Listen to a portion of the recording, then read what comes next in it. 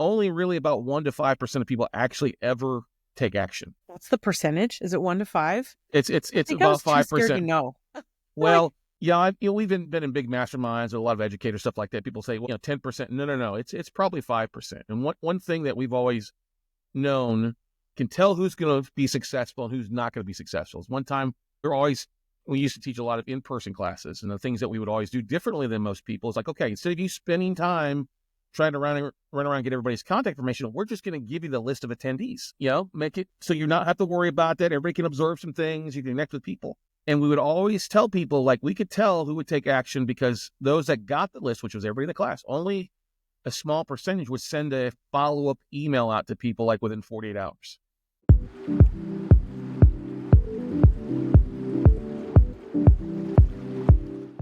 hey, everybody, and welcome to the show. This is Unveiling Journeys, and my name is Tiffany Alexander. As you know, I'm going to have an amazing guest. We brought on Scott Carson, and from everything you've heard from any of my other episodes, or if you don't know, I absolutely love the power of referrals, the power of networking.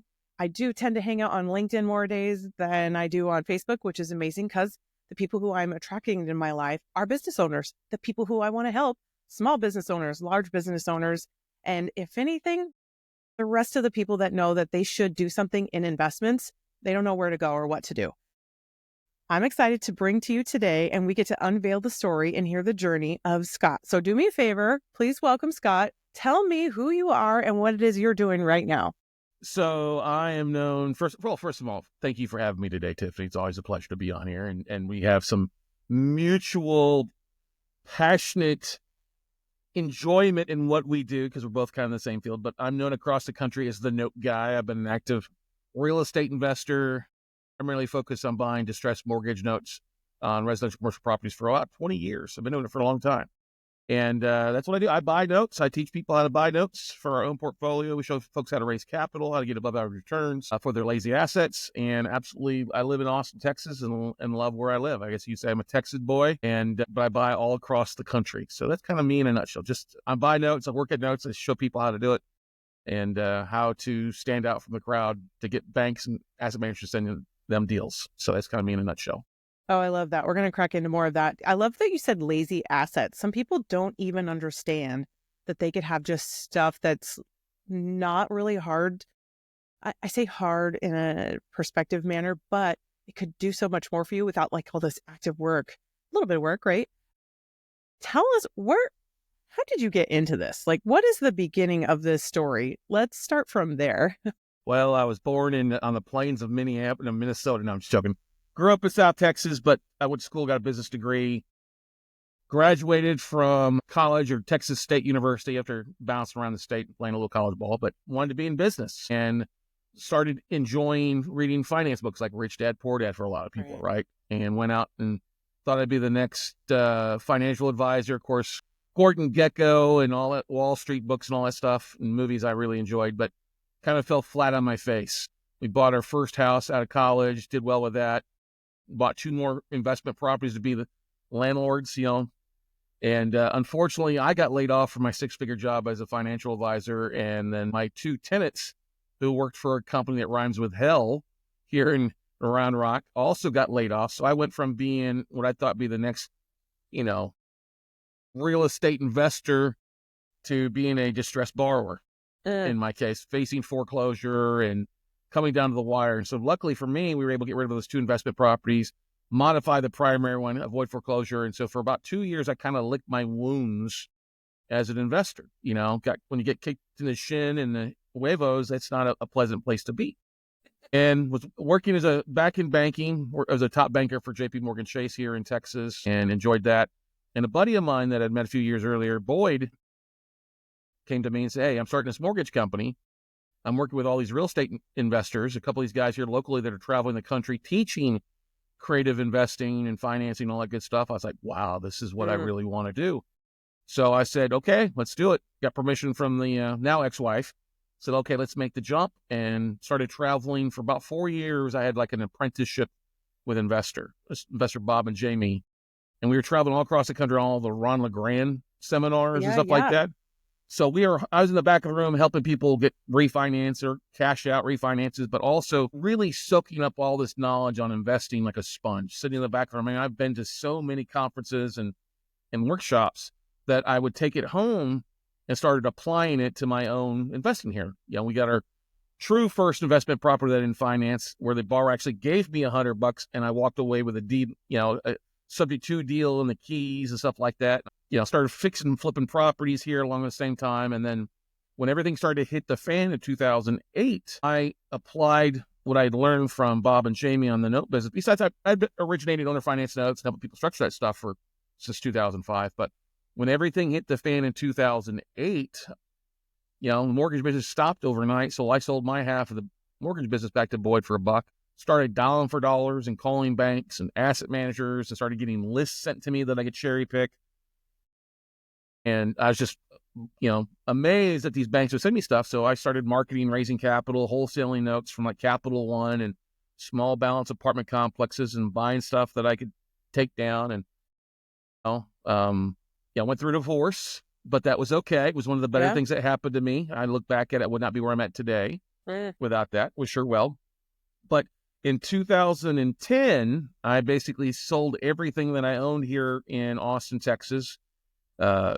Got rid of my last 2 flips that I was working through because I was just going gung-ho 100% into the non-performing note space.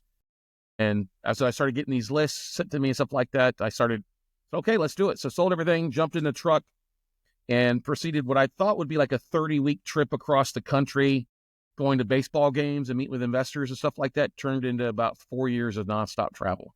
Wow.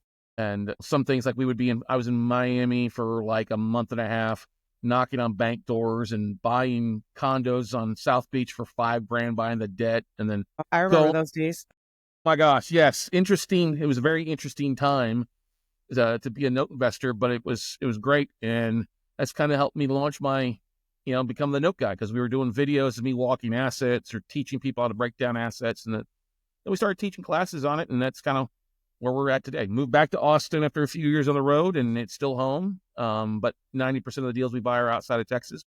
It's still just absolutely fell in love with the business because, note investing, as we were talking a little bit beforehand, it does allow you to kind of scratch that proverbial itch that all real estate investors have. They want to be a jack of all trades, but you're a master of none if you're really doing that. I like the fact that with note investing, that banks send me these lists to take a look at that I can cherry pick. I mean, I just got in 450 different notes in the last 2 days from a couple different funds.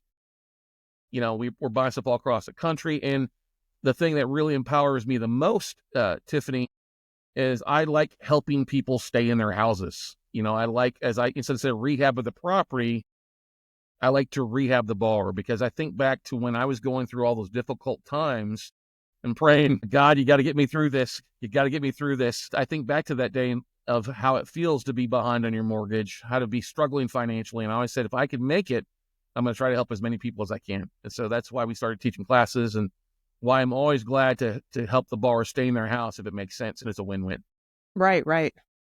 You said so many things and I'm like, oh my gosh, I relate so much. I know that me personally, I came from 20 years ago. I saw my very first Robert Allen real estate seminar. So it was kind of like right there with a LeGrand site type of it. And it really was one of those things where they said, go do this. And like 80, maybe more, maybe less, like percentage of the room doesn't go do that. And that is what I found to be the key difference between the people that are making it, the people that aren't complaining, the people who are like hitting the grind, and they're going out there and they're saying, okay, someone told me what to do, whether it was a book, a conference, a seminar, a mentor, whatever level it is, you have to get to have somebody tell you what to do and you're willing to listen to them. And some people can just go read a book and make it happen, or you need it higher and deeper. I'm a huge fan of the seminar way, because if you need a little bit of 3 days of education merged with like the mental, like, hey, you can do this, right? I believe in you. I've done it too. I was this and now I'm this, right? So like to be able to get people into that, I love that that's a part of your story, because it's a part of my story, and it inspires people to say, hey, go give it a try. Hire somebody. I'm a big fan of mentoring. I've done it many times. I'm currently in mentoring multiple, because I need help with this. I need help with this. And if I have like an accountability partner along the way, is worlds different. We already know that it's worlds different. Starting in that journey, starting from I went to the seminar and I started doing what they were telling me to do. How quickly did that kind of get everything going for you? Like, what did that look like?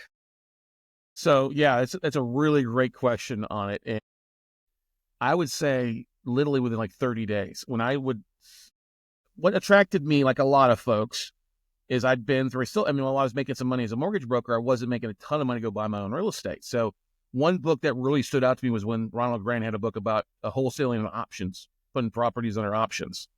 And I said, well, I think I can do this. I can drive for dollars around my neighborhood. So there was a 2-story house, literally a block over from where I lived in Round Rock, that had been vacant for a while. So what I do, I followed this teaching, sent a letter, no response, jumped on the county records, found who the borrowers were, found out that the guy lived in Houston that owned it. His wife was somewhere else, called the guy, and he was willing to meet me a week later. And I'm like, what do I do? What's the next step in the class, or trying to Google stuff or talking. I mean, the great thing is that Bob Leonetti and Jimmy Kale that were my mentors there in a lot of this stuff, because I was in their office for like 4 years nonstop. Yeah. Would take the time to walk, well, go do this next and go do that next. And it just played out. Okay, this does work if you are willing to take the action. And I have to agree 100% with what you said earlier about how there's such a low success rate or low action rate. We've taught thousands of people across the country, and we have people that, we've got a #1 podcast, #1 YouTube channel, stuff like that. Only really about 1 to 5% of people actually ever take action. What's the percentage? Is it 1 to 5? It's about 5%. No. Well, yeah, we've been in big masterminds, a lot of educator stuff like that. People say, well, 10%. No. It's probably 5%. And one thing that we've always known can tell who's going to be successful and who's not going to be successful is one time we used to teach a lot of in-person classes, and the things that we would always do differently than most people is like, okay, instead of you spending time trying to run around and get everybody's contact information, we're just going to give you the list of attendees. Make it so you not have to worry about that. Everybody can absorb some things. You can connect with people. And we would always tell people, like, we could tell who would take action because those that got the list, which was everybody in the class, only a small percentage would send a follow-up email out to people like within 48 hours.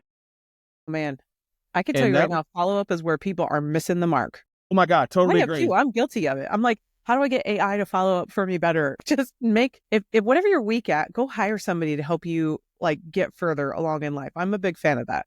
I know you and I were talking about marketing, so it gets even deeper. We have so much to cover. Well, along this way, speaking of marketing, I met Bob and Jamie started partying with a guy named Roland Frazier. He was one of the smartest marketing guys out there. He's out of San Diego. Used to be one of the big guys behind the Traffic and Conversion Summit that was around for years. Just an absolute genius. And I got to spend time with him, really like a Vulcan mind meld, learning marketing and how he used systems and follow-up things in place, even years ago before all the new tools we have now, to go out there. And he's still doing amazing things. He's host of the Breakfast and Business podcast, or the business, one of the podcasts up there. But that was such a valuable thing that helped me stand out from the crowd. I can remember kind of my eye-opening experiences. We were doing these videos, and I'm at an event that was in Vegas years ago, the old Noteworthy convention. And I'm sitting there as an attendee, and one guy's getting up there talking about who's using video in their marketing. And I'm like, well, I am. Nobody else in the crowd is doing it. It was Carl White, who's one of the best mortgage originator coaches out there right now. He's like, oh, and what are you seeing? I'm like, well, we're getting people to respond to us. We're raising capital this way. We're finding deals. We're actually having hedge fund managers who are seeing our videos on assets and calling us to see if we want to buy more stuff. And that, I just got swarmed, and like, there's something here that helps you stand out for the crowd. And then, of course, my marketing mind, you go to like the American Marketing Association, they say only about 48% of people ever follow up one time with a lead, and that 80% of your sales are going to come after the 5th contact. So that always came to me like, okay, if I need to get where I'm going to get most of my sales, that means I got to have a way to follow up with these people at least once a month, sometimes once a week, depending on your database. And I've got to put these things in place and not expect I just had a coaching call with my students. He's like, well, I sent an email out and nobody responded. I'm like, well, you sent an email out to 100 people the first time. What'd you think? They're going to just fall over with their lists up in the air for you to come get? Yeah, right. I mean, and I'm like, it doesn't work that way. You gotta, like Gary Vaynerchuk said it probably best with his book, The Jab, Right Hook. You got to give, and then ask for something to get people to return it. It's the same way in the note investing space, same way on LinkedIn. We follow up. We made an offer yesterday on 4 assets, and I know I'm probably only going to get a couple of them accepted, but I've already got in my place 3 follow-ups with the fund, 1 in 2 weeks to see what fell out, 1 in 30 days to see what's available, and then 1 in 60 days just to stay in touch with that hedge fund to get deals that nobody else is going to follow up with, that, people have moved on to other things trying to go find some stuff. My dear, there are so many nuggets that I want to trail into. Tell me more about where the direction all this started to head for you. Can you be a little bit more specific? What do you mean, the direction? Like, whenever you decided to start taking action on all these deals, what did that unfold into? Because you weren't just, boom, I'm Scott Carson and I have all these videos and everything. Like, growing from the guy that was in the back of the room and taking action with this stuff, you started to then have more deals that were coming to you, and you had more students. And what did that kind of blossom into? Like, tell us more about the journey of how you got where you are. So when I started getting these lists, I'm sitting here in a one-room office in Austin, Texas, and we're getting lists, and I'm like, there's so many deals, I don't have the opportunity. And somebody reached out to me, these 2 guys that were putting on like short sale conventions back in the day. They wanted somebody to talk about notes, and they saw that I had these blogs that these real estate investor associations started reaching out to, and these videos that we started throwing on YouTube. They reached out to me to come speak. So I'm standing in front of a room about 5,000 real estate investors focused on short sales, and they're wants me to talk about buying the note. And I get up there and say, well, here's how we did it. And I pulled out some examples of some deals that we bought, from Wells Fargo Financial and Capital One and First Magnus Mortgage. And I got swarmed, and people were like, man, that's amazing. Do you have a class? I'm like, well, no, I don't have a class, but yes, I have a class. I'll figure it out. Wing it. Yeah, just give me your info. And so I started teaching that way because it helped twofold. One, it helped really threefold. One, it helped me find more buyers for deals. They understood what they were looking at, so I could move more stuff and make money on the product that I wasn't buying. 2, it helped me raise capital from people like, oh, I understand this niche now. I don't want to do it. Can I write a check to you to do it? I know you're big on that aspect of things, right? And 3, it led to more bird dogs by people going out and taking action to find tapes, to find notes. And then who they send them to first and foremost? They send them to me. And so that's was like, okay, this is something, we're onto something here. And so I started teaching, it was like a class every 3 or 4 months. And then it got bigger as I was traveling. And then people asked me to speak. I got asked to speak in front of the National Association of Realtors Conference in New Orleans one year, and spoke on Wall Street. And then I had a few banks reach out to me to come in and help them move their portfolio because they didn't know how to do this, which is kind of surprising. Right. In Oklahoma for that. And then, like I said, when everything was going the way it was, I saw an opportunity here to get out there and see some things. And, that was the amazing thing, is I had all these relationships with the banks that I could drop an email blast out to, or I went and met in person, and that's kind of what led to what. I mean, we've bought a couple $1 billion in assets over the last 15 plus years. And, when people say there's no notes, there are notes. There's always notes available. Non-performing is still available. You just got to learn to market a little bit. And that's probably my biggest pet peeve too, Tiffany, is when I see people on LinkedIn or at these conferences saying, oh, there's no non-performing notes, or you shouldn't get into non-performing right now. I'm like, that's the biggest BS. Or here's another thing. You're too small, Tiffany. A bank will not sell you notes because you are too small. I'm like, if this Ingle-Dink from Ingleside, Texas can get banks like Capital One and Wells Fargo to send them tapes, you all who are smarter can definitely do the same thing. So that's the thing, is you just got to market. It ain't just fall over and be spoon-fed like we were very lucky for a few years with funds buying and going to these events. You've got to pick up the phone, or you got to learn how to market. Leveraging LinkedIn is one of the greatest places to find these types of deals, and we're an expert at that. And you know what I'm a big fan of? Anytime I've ever taken any kind of training or read a book and it was like telling you what to do, and someone was like, Tiff, can you like promise me or guarantee me like this is going to work? Because I've been that person in the back of the room that was like a consultant saying like, hey, I did this thing and I think you should do it too. And I think you should buy into something. And they would say, well, is it going to work? And I'm going to say, here's the deal. It works, but I don't know if you work. And I would say, do me a favor. Tell me right now. I promise to not quit, not give up on myself. And I'm going to tell you right now, if you just understand it's a numbers game, you write 100 offers and you say, boo-hoo, it didn't work. No, you need to go 1,000, 2,000, 10,000. I don't know. Maybe your numbers are wrong if we're getting that high. But if you call me in 6 months and you say it didn't work, No. Who didn't do what it is? Did you track how many offers did you make? Which is why I get a little bit fanfare about some of the stuff Alex Hormozy goes over, because he's like, make your content better, make your, you can do this, and he lays it all out really crystal clear. You can even go to his website and learn how to do it for free. And he's like, I can't even help you until you're willing to take the steps I've given you for free. So I promise you, people, there are deals out there, deals to be had. You haven't looked enough. You haven't even tried. You want someone to do it for you. And you know what? If you want someone to spoon feed them to you, you're going to have to find the people that are willing to do that. And they're going to cut themselves in for a little bit of the deal, which is 100% fair because they're doing the work. If you don't want to do any of the work, join a club, pay somebody, have a mentor, and have those connections. So when you have the right connections, which is what I feel like I've spent so many years doing, and you have really woven yourself into this industry. But then when you couldn't weave yourself into more of the bigger guys, you're like, you know what? I'm going to go invent it myself. Because what do we really do? We need to go find the deals and we find the people that want them. And let's be a matchmaker in all of this. So we have to reinvent that. Now, tell me, this isn't easy stuff to do. Why is this so important to you? Why do you keep trying every day? Because it goes back to that guy who was facing foreclosure, that investor who was struggling and had a prayer to God, like, God, help me get through this. If I can get through this, I promise to help anybody who wants to get through to get it. And that's the thing. That's why we have, I don't know, thousands of videos. That's why we have almost 1,000 podcast episodes. It's to give people, that's why when we get tapes in from like asset managers and hedge funds, we take the time to literally break them down and go through them step by step. Hey, here's the deal, potentially. Here's a dud. Well, how did we find this deal? Well, we called this asset manager, or we sent an email blast out for 6 months before they returned a phone call, or returned an email because they finally had something. But if we'd have given up at the first email or given up at the first phone call, we never would have closed on $1 million note and made $250,000. You know what I mean?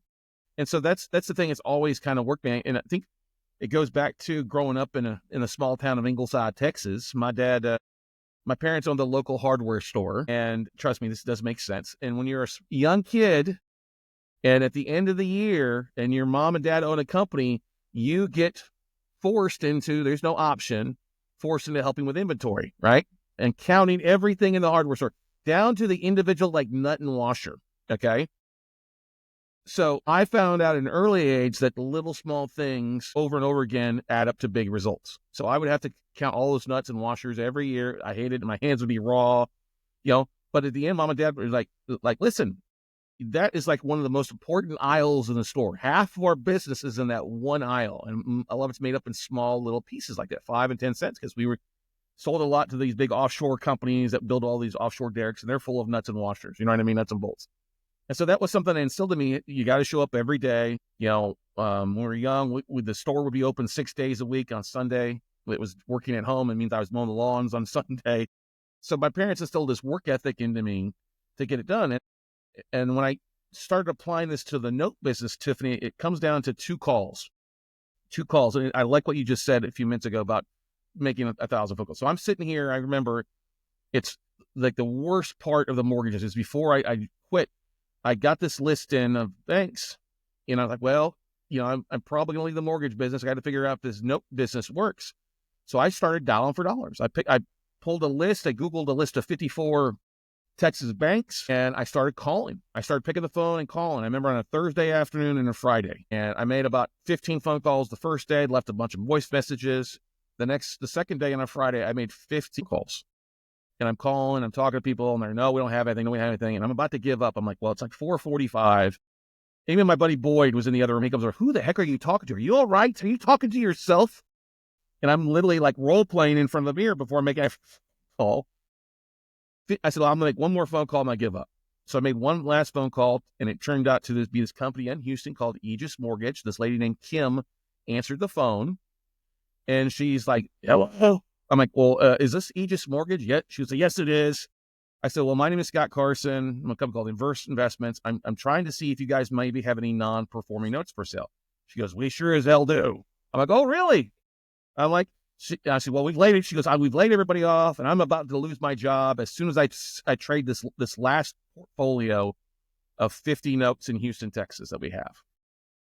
And I was like, oh my God. I'm like, literally like, okay. Well, I'd love to take a look at it, and I'd love to move it and try to see the opportunity. She made me sign an NDA. I got this list in, And we flipped this list for 5 points on a $5 million trade, which is $250,000, right? Well, my part of that was 1/5 of that, was 50 grand. And I'm like, I instantly like monetize. Okay, so every no I got along the way was worth roughly just under $1,000. That's a great way that you just put that. And if people could see what the no is actually still worth versus just like, well, I didn't make it. I mean, 50-something phone calls. I feel like I've heard of people taking an event and didn't even make 20 phone calls and gave up on real estate investing in general. Yeah, I get that. People come to my classes all the time and say, well, the calling banks doesn't work. I'm like, well, how many did you call? I called 10. I'm like, that's not even a drop in the bucket, idiot. Another example, about a year or two later, I was looking at this mixed-use commercial properties, little small 4-unit strip mall, basically here in Austin, Texas. And I was doing research and I found out that I was bidding on it, but then my realtor came back and said, oh no, they supposedly sold the note, and then the bank is modifying it and keeping things. I was like, they sold the note. I'm like, ooh, okay. So I tracked down who the note holder was. It was a company called Greenpoint Mortgage, which was Capital One's small balance commercial business, for their commercial. So I started dialing for dollars, and it took me 70 phone calls over 3 weeks. Okay. And I was keeping track in Excel spreadsheet. I called this number. I got transferred to this guy. I can't tell you how many times I got transferred to like Pakistan or India in a call center. It's not like, hello, my name is Steve. I'm like, no, it's not. No, it's not. No, it's not. But finally, on the 70th phone call, I get transferred to this lady, Amy Grasso, up in New York State. She's got a list, and she's like, yeah, we've got stuff available. I got a lot of stuff available. And I said, well, can I take a look at it? So she sends me an NDA, a non-disclosure. I sign it. She then sends me back a PDF of all their small balance, meaning under $1 million loan balances on their small balance commercial stuff all across the United States of America. 33-page, and it was all in 6-point font, Tiffany. I still have a copy of it. I show people about it, but it was just all these stuff. Well, I was like, oh man, I can't buy it all. She's like, no, Scott, just buy something, please. Because we're in such a So on that list was this 6-unit apartment complex in San Diego off of Abrams Drive. I still remember it to this day. Still got photos of it. It was worth $700. The borrower owed $548. I thought I made a lowball offer like $300. They countered to $375. I was like, I'll take it at $375. But I didn't have $375 in my account at the time. I said, it's a deal. How long do I have for due diligence? She goes, well, how long do you need? I said, well, I'd like 60 days. She's like, we'll give you 45. I'm like, fine. Well, I started marketing, reached out to my database, posted something on a meetup group in San Diego, reached out to people I knew. And I got a guy who came in, Matt Harder. He's an investor out there now, used to be a teacher. He and his 2 buddies partnered together to buy that note from me for $415. So I made a $35,000 wholesale fee for flipping it in like a week later. And they made some money, but I made $35,000 in like 2 weeks. Well, then I go back and quote, okay, 70 phone calls divided by $35,000. That means every no was worth about $500. So it's just a matter of getting no's. Every no is worth between $500 and $1,000. I have never had this perspective. This is like a really fun perspective that I'm going to never forget. I cannot forget this because this means so much more than someone saying, oh, 100 and then I made my 100 grand or something, right? Like the difference between identifying that no is actually worth a dollar amount too should be inspiring to some people and encouraging to say like, hey, I made $500. I just haven't seen it in my account yet. Right. Well, that's the thing is you never know. It's like the act of, if you play cards, if you got to take a deck of 52 cards and you shuffle them all up and then you start counting 1 to 13, 1, 2, and then if you hit a 6 on a 6, that's going to happen about 7 to 8 times out of the deck of 52. Just going to happen, routine for even though shuffled up. Who was the guy? There's a guy that did a trust, showed me that at a conference. Bill Gatton on Land Trust showed me that. And I was like, that makes a lot of sense. You just got to have enough tries, enough offers, and stick with it consistently enough to let the law of averages and the law of the luck of the Irish to kick in sometimes. But it's that consistency, like 80% of sales made there for the 5th contact. Well, I'm going to follow up. They still don't. I just got to find the right person. Man, that's good. My cats are fighting behind me. I love that. That's good. Mine are too over here. You can't hear them. Right. Goodness. This has been so great. Tell me, we got to hear where you at, what you're doing right now, all the cool people that you're helping. And it's super easy for us to just know we can go straight to your website. We'll put all like the hyperlinks and everything down below. You should definitely connect and say hi and then follow Scott on LinkedIn. And more importantly, what's next? Like, what's the new big thing? Like, what are you working on right now? Where do you see the vision of this going? Because we're in the same boat right now. Like, I am so excited for the note space, so excited to share this with people. I think that there are so many opportunities out there, and they're so much easier than flipping a house and having yourself be a landlord. It's just so much more complicated than owning paper and then whatever else comes out from there. Tell me, sorry, I asked the question. I didn't let you answer it yet. Tell me what's next. So when you've been around as long as I have, and you've seen cycles happen, like we had distressed commercial notes really before we had a lot of distressed residential notes, And so we see a lot of that happen. Again, we know what's going on in the commercial space right now. There's distress all over the spot. There are increased defaults on residential notes, and you're seeing a lot of cracks in the economy with record defaults on auto debt and credit card debt and student loan debt. People are struggling. So I don't think it's going to be like 2010 again, where we had over 15 million homeowners underwater. Right. Yeah. I do think we're going to get, we're going to see that default rate go from 3 to 5, maybe to 7 or 8% again. But that still does mean that there's no deals. There's still plenty of deals right now going on. So that's the thing, is that what we've done in the last couple of years when COVID kicked in and stopped us from being able to foreclose, we got really kind of lean and mean, tightened up things, really toned in a lot of our marketing, really started that outreach on LinkedIn. And I've capped out on connections on LinkedIn at 30,000, but most of them are with asset managers, note investors. And so we've also put the marketing inside on raising capital, connecting with IRA investors. Like we had a conversation about that. So what we foresee is as note investors, we see stuff 6 to 12 months ahead of your fix and flippers, your landlords, your REO folks, is that we're seeing more stuff come to auction. We're seeing hedge funds who can't find deals to reaching out. If you're doing any marketing, like this is surprising, like a TikTok video talking about an apartment going to foreclosure. And I get phone calls from New York, California hedge funds like, if you find any of those deals, we can write a check for $100 million.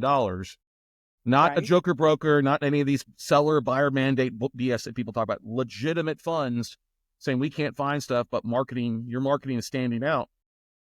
1 minute video per day leads a lot of stuff to get a lot of eyeballs on it. So that if you're going to be using the power of marketing and video and stuff like that, and just follow up, you could close on more deals than you've ever done before. I mean, we've bought a lot. We expect to buy even more this time around. Pricing's a little bit differently. It's not as cheap as it was for $5,000 a condo on South Beach, but there's still plenty of opportunities, and values going up, and money is still relatively cheap compared to what it used to be.